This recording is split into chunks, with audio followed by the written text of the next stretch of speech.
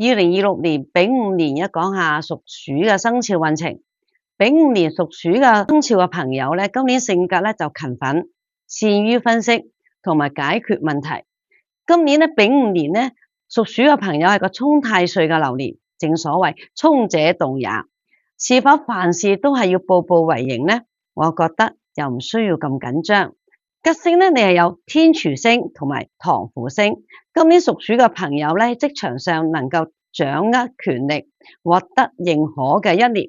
事業呢方面咧有所發展，亦係一個有挑戰性嘅流年。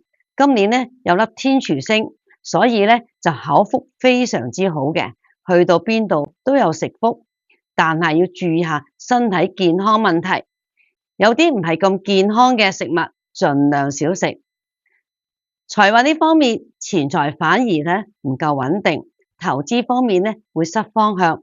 今年咧要注意下，唔可以太過貪婪。畢竟今年係個沖太歲嘅流年，正財咧就係冇問題嘅，最緊要咧就要持盈保泰最為有利。感情呢方面咧要注意下同伴侶嘅溝通，同時咧留意下自己對人嘅態度。否則咧，容易引起感情嘅問題而出現危機。讀書嘅同學們咧，今年咧係認真讀書嘅一年。對於一些複雜嘅、如有挑戰性嘅課程咧，你會反而有興趣。記住好好咁把握今年嘅讀書運啦。凶星呢方面咧係有歲破、天哭、大耗同埋災煞星。凶星咧就稍為多啲嘅。今年咧計劃咧就容易受阻。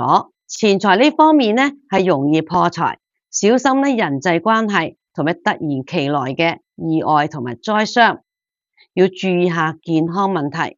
化解嘅方法喺立春後到太歲廟攝下太歲，或者洗牙、捐血、檢查身體，可以佩戴一啲牛嘅飾物，保佑呢年嘅平安啊！